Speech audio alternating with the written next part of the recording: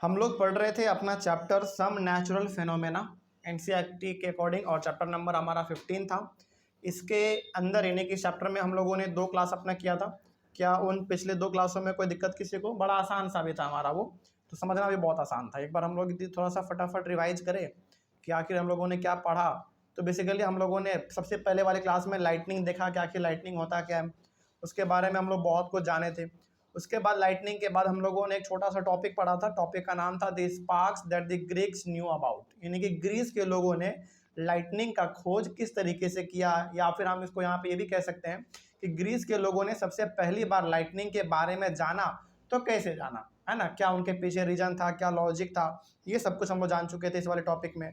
उसके बाद हम लोगों ने नया टॉपिक शुरू किया था अपना चार्जिंग बाई रबिंग।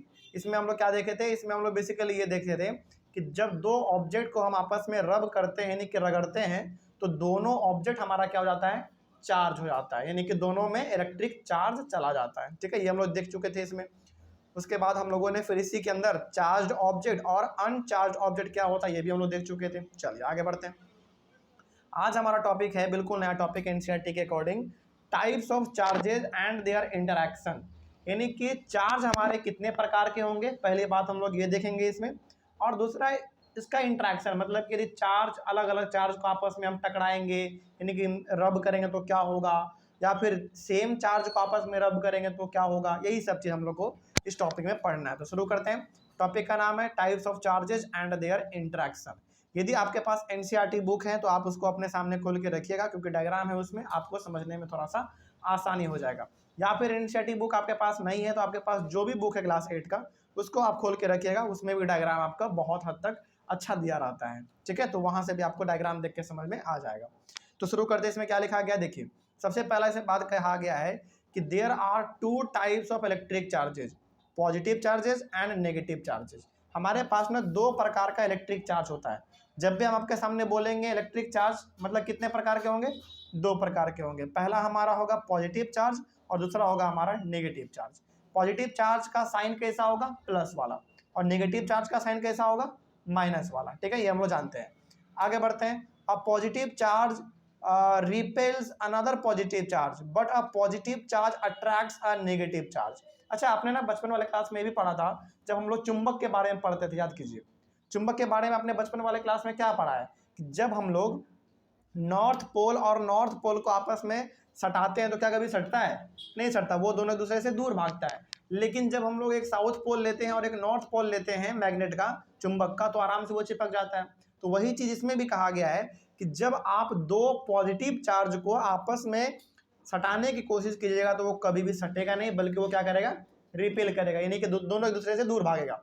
लेकिन अब आप क्या करो, एक पॉजिटिव चार्ज लो और एक नेगेटिव चार्ज लो, अब इन दोनों को आपस में आप चिपकाओ, सटाओ दोनों को आपस में, देखना बहुत जल्दी क्या कर जाएगा? अट्रैक्ट हो जाएगा दोनों। ठीक है, तो यहाँ पे हमारा ना चुंबक वाला ही सिस्टम चलता है। तो यहाँ पे आप ये बात याद रखिएगा कि जब भी हम लोग सेम चार्ज आपस में मिलाते हैं या फिर आपस में दोनों को जोड़ते हैं तो वो दोनों क्या करता है? रिपेल करता है, मतलब कि दोनों दूसरे से दूर भागता है। लेकिन जब हम लोग अपोजिट चार्ज लेते हैं, मतलब एक पॉजिटिव लेंगे और एक नेगेटिव लेंगे, तो आराम से दोनों आपस में सट जाएगा। ठीक है, चलिए आगे बढ़ते हैं। फिर सिमिलरली उसी प्रकार से आप ऐसे भी कह सकते हैं कि negative charge repels another negative charge, यानी कि नेगेटिव चार्ज को नेगेटिव चार्ज के साथ आपस में आप मिलाओगे, उसको जोड़ोगे, तो क्या कभी जुटेगा? नहीं जुटेगा। क्यों? क्योंकि दोनों नेगेटिव है, इसलिए क्या करेंगे? दोनों आपस में रिपेल करेंगे। लेकिन but a negative charge attracts a positive charge, लेकिन जब आप एक नेगेटिव चार्ज को पॉजिटिव चार्ज के साथ आपस में मिलाओगे, सटाओगे दोनों को आपस में, आराम से वो अट्रैक्ट कर जाएगा। ठीक है, तो इन दोनों पॉइंट का सिंपल सा कहने का मतलब ये है कि जब आप एक ही प्रकार के चार्ज को आपस में सटाते हैं या फिर मिलाते हैं, एक दूसरे के सामने लेके आते हैं, तो वो जल्दी चिपकेगा नहीं, बल्कि दोनों दूसरे से रिपेल यानी कि दूर भागेगा। लेकिन जब आप अपोजिट चार्ज को आपस में लेकर आएंगे, एक नेगेटिव एक पॉजिटिव, तो फिर आपका वो जल्दी अट्रैक्ट कर जाएगा। ठीक है, आगे। So we can say that the charges of the same kind repel each other. तो हम लोग यहाँ पे क्या कह सकते हैं? हम लोग यहाँ पे ये कह सकते हैं कि यदि चार्ज आपका एक ही प्रकार का है, यानी कि पॉजिटिव पॉजिटिव है या फिर नेगेटिव नेगेटिव है, तो क्या करेगा? दोनों आपस में रिपेल करेगा, यानी दोनों एक दूसरे से दूर भागेगा। While charges of different kind attract each other, लेकिन यदि हमारा चार्ज दोनों अलग अलग प्रकार का है, एक नेगेटिव है एक पॉजिटिव है, तो वो रिपेल नहीं करेगा, बल्कि दोनों आपस में अट्रैक्ट करेगा, यानी दोनों आपस में जाके चिपक जाएगा। ठीक है, ये हमारा बहुत ही इंपॉर्टेंट चीज था।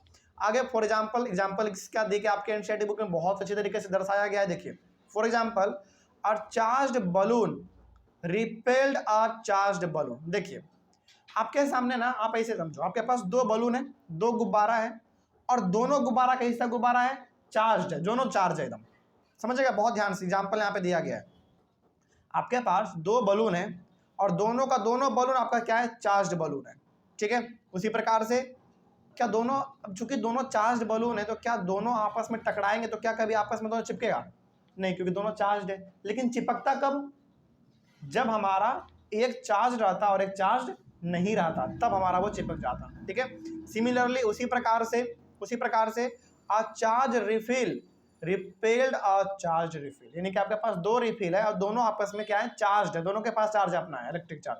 तो ये दोनों भी आपस में कभी भी अट्रैक्ट नहीं करेंगे, बल्कि दोनों दूसरे से दूर भागेंगे, ठीक है। लेकिन but a charge balloon attracted a charge refill because there is a charge on the balloon is of a different kind from the charge on the refill। अच्छा यहाँ पे ना अब थोड़ा सा आपको माइंड में कंफ्यूजन हो गया होगा। हमने यहाँ पे क्या कहा? हमने यहाँ पे कहा कि देखो आपके पास दो बलून है और दोनों बलून कैसा है, चार्ज बलून है, हम दोनों के पास अपना इलेक्ट्रिक चार्ज है। क्या दोनों को आपस में चिपकाएंगे तो क्या कभी चिपकेगा? कभी नहीं, दोनों दूसरे से दूर भागना चाहेगा। उसी प्रकार से हमारे पास दो रिफिल था, पेन का जो रिफिल होता है बेसिकली, वो दोनों आपस में भी चार्ज है, यानी कि दोनों भी चार्ज है, उन दोनों को भी आपस में चिपका रहे हैं तो वो भी नहीं चिपक रहा है। लेकिन अब हम क्या करेंगे, एक चार्ज बलून लेंगे और एक चार्ज रिफिल लेंगे, अब दोनों को आपस में चिपकाएंगे तो क्या चिपकेगा बताइए? जबकि दोनों चार्ज है, सोच समझ के बताइए, क्या चिपकेगा? नहीं चिपकेगा इस वाले केस में। देखो पहली बात तो आपके मन में ना ये डाउट आया होगा कि सर दोनों चार्ज है, यानी कि दोनों नहीं चिपक सकता। लेकिन आप यहाँ पे ये भी तो देखो, एक बलून है और एक रिफिल है, तो दोनों के पास कैसा हो सकता है चार्ज? दोनों अलग अलग ऑब्जेक्ट है तो दोनों के पास चार्ज अपना अलग अलग हो सकता है, इसीलिए वो दोनों आपस में चिपक जाएगा। बस यहाँ पे ना आपको ध्यान में ये रखना है कि दो बलून आपस में नहीं चिपक सकता, दो रिफिल आपस में चिपक नहीं सकता। लेकिन जब एक बलून को और एक रिफिल को आपस में आप चिपकाओगे, यानी कि आपस में साथ लेकर आओगे, तो दोनों आपस में अट्रैक्ट कर जाएगा। क्यों? जबकि दोनों चार्ज था, फिर भी क्यों अट्रैक्ट किया? क्योंकि दोनों अलग अलग मटेरियल से हमारा बना हुआ था और हो सकता है कि दोनों के पास चार्ज अपना अलग अलग होगा, इसलिए दोनों आपस में क्या कर गए, अट्रैक्ट कर गए, ठीक है। आगे बढ़ते हैं, उसके बाद आगे बढ़ते हैं और इसमें क्या बात कहा गया देखते हैं। It is a convention the charge acquired by a glass rod when it is rubbed with silk as positive. ये बात आप लोग याद रखिएगा हमेशा, ठीक है, बहुत इंपॉर्टेंट बात यहाँ पे लिखा गया है। देखिए ऐसा हमारे साइंटिस्ट के द्वारा खोजा गया है और उन लोगों ने खोजा तो हमारे बुक में लिख दिया, तो आज हम लोगों को ये चीज़ पढ़ना पड़ रहा है, लेकिन जो कि अच्छा चीज़ है। यहाँ पे ये कहा गया है ना, आप हमेशा ऐसे समझिएगा, यदि एक ग्लास के रड को आप ऐसे समझो, आपके पास एक ग्लास का टुकड़ा है, यदि आप उसको सिल्क कपड़ों के साथ रब कर रहे हैं तो आप हमेशा समझिएगा कि ग्लास रॉड के पास कैसा चार्ज आ चुका है, अब पॉजिटिव चार्ज आ चुका है। ऐसा आप एक बात यहाँ पे ध्यान रखिएगा, मतलब कि जब भी हम लोग ग्लास रॉड को सिल्क के कपड़े के साथ रब करेंगे तो ग्लास रॉड के पास ऑटोमेटिक पॉजिटिव चार्ज आ जाता है, यानी कि प्लस वाला आ जाता है, ठीक है, इस बात को आप याद रखिएगा। उसके बाद it is observed that when a charged glass rod, अच्छा चार्ज ग्लास रॉड का मतलब कैसा चार्ज होगा, उसमें पॉजिटिव चार्ज होगा, ठीक है। Is brought near a charge plastic straw, अब प्लास्टिक स्ट्रॉ के पास कैसा चार्ज होगा, नेगेटिव चार्ज होगा, याद रखिएगा इस बात को। With rubbed with polythene there is attraction between the two, यानी कि आप यहाँ पे ना इसे समझिए, ऐसे समझो, देखो आपके पास एक प्लास्टिक स्ट्रॉ है, प्लास्टिक स्ट्रॉ का मतलब क्या हो गया, प्लास्टिक का कोई भी हो सकता है, वो पाइप पीने वाला जो हमारा होता है, वो आपके पास प्लास्टिक का स्ट्रॉ है जिसके पास के नेगेटिव चार्ज है, ठीक है। और अब आप ना ऑटोमेटिक बता सकते हैं कि यदि हम उस प्लास्टिक स्ट्रॉ के पास ग्लास का रड लेके जा रहे हैं तो ग्लास के रॉड के पास कैसा चार्ज, पॉजिटिव चार्ज, और प्लास्टिक के स्ट्रॉ के पास कैसा चार्ज, नेगेटिव चार्ज। तो बताइए दोनों आपस में अट्रैक्ट करेंगे या दोनों दूसरे से दूर भागेंगे, अट्रैक्ट करेंगे। क्यों अट्रैक्ट करेंगे, क्योंकि ग्लास रॉड के पास पॉजिटिव चार्ज है और प्लास्टिक स्ट्रॉ के पास नेगेटिव चार्ज है, दोनों अलग अलग चार्ज है, दोनों को आपस में हम साथ लेकर आएंगे, दोनों आपस में चिपक जाएगा। तो यहाँ पे ना आप एक बात बहुत इंपॉर्टेंट है, बहुत ध्यान से याद रखिएगा कि जब भी हम लोग ग्लास रॉड को सिल्क कपड़ों के साथ रब करते हैं, रगड़ते हैं, तो ग्लास रॉड के पास ऑटोमेटिक हमारा पॉजिटिव चार्ज आ जाता है। ठीक है, और ऑब्वियस सी बात है पॉजिटिव के साथ एक नेगेटिव को लेकर आएंगे तो वो दोनों आपस में अट्रैक्ट कर जाएगा, इसमें कोई दिक्कत है। चलिए आगे बढ़ते हैं। फिर उसके बाद लिखा हुआ है this is because there is a positive charge on the glass rod and a negative charge on the plastic straw. यानी कि ग्लास रॉड और प्लास्टिक का स्ट्रॉ जब हम दोनों को आपस में पास लेकर आए तो दोनों आपस में क्यों चिपक गया? इसलिए चिपक गया क्योंकि ग्लास के रॉड के पास कैसा चार्ज था? पॉजिटिव चार्ज था, और प्लास्टिक स्ट्रॉ के पास नेगेटिव चार्ज था, इसलिए दोनों आपस में टकरा गया। टकराने के बाद क्या हो गया? दोनों आपस में चिपक गया, अट्रैक्ट हो गया। ठीक है, आगे the electrical charges generated by rubbing are static. अब यहाँ पे थोड़ा सा आपको समझना पड़ेगा। देखिए, जब भी हम लोग दो ऑब्जेक्ट को आपस में रब करते हैं ना, यानी कि जब भी दो ऑब्जेक्ट को हम आपस में बहुत जोर से रगड़ते हैं, और आपने कल पढ़ा था कि जब भी हम लोग दो ऑब्जेक्ट को आपस में रगड़ते हैं तो दोनों को क्या मिल जाता है? चार्ज मिल जाता है। लेकिन वो चार्ज कैसा होता है मालूम है? स्टैटिक। स्टैटिक का मतलब है उसमें जो चार्ज है वो बिल्कुल चार्ज कैसा है? रुका हुआ चार्ज है। जैसे मान लीजिए आपने क्या किया, दो आयरन का रड लिया और दोनों आयरन रड को आपने बहुत जोर से रब करना शुरू किया। अब दोनों आयरन रड को आपने रब करना शुरू किया, बहुत जोर से रगड़ना शुरू किया, तो दोनों के पास चार्ज तो आ चुका है, लेकिन कैसा चार्ज है? स्टैटिक चार्ज है। स्टैटिक चार्ज का मतलब होता है कि उसमें चार्ज तो है लेकिन वो चार्ज मूव नहीं कर रहा है, इधर से उधर भाग नहीं रहा है, वो आराम से उसके अंदर पड़ा हुआ है। ठीक है, तो जो भी हमारा इलेक्ट्रिक चार्ज ऑब्जेक्ट में प्रोड्यूस होता है रगड़ने के वजह से, वो कैसा चार्ज होता है? स्टैटिक होता है।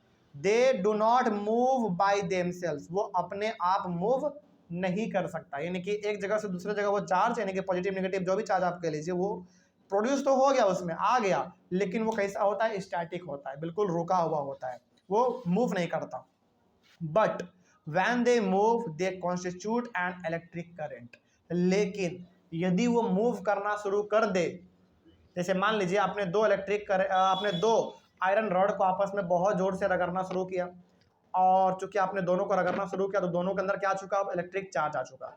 और वो इलेक्ट्रिक चार्ज कैसा है? स्टैटिक है, रुका हुआ है, बिल्कुल अस्थिर से पड़ा हुआ है उसके अंदर। लेकिन यदि वो मूव करना शुरू कर दे तो वो उस आयरन रॉड में क्या आ जाएगा? इलेक्ट्रिक करंट, यानी कि इलेक्ट्रिसिटी आ जाएगा। और इसी प्रकार से हमारा काम करता है हमारे घर का वायर। जो हमारे घर में इलेक्ट्रिक करंट आता है ना, वो इसी के वजह से आता है।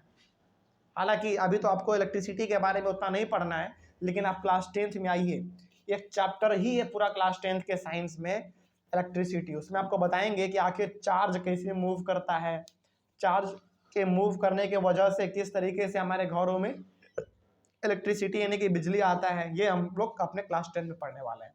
ठीक है, क्लास 8 में आपके यहाँ पर उतना ज़्यादा डिस्कस नहीं किया गया है, तो कोई दिक्कत नहीं, आप इतना केवल समझ के अपना अभी फिलहाल आप काम चलाइए। लेकिन क्लास 10th का बेसब्री से आप इंतजार कीजिए, क्योंकि आपको उसमें इलेक्ट्रिसिटी के बारे में बहुत ज़्यादा पढ़ने को मिलेगा, बहुत ज़्यादा। ठीक है, चलिए खैर आगे बढ़ते हैं। लेकिन यहाँ पे आपने क्या समझा? आपने यहाँ पे समझ लिया कि हमारे ऑब्जेक्ट में जो चार्ज प्रोड्यूस होता है वो चार्ज कैसा होता है?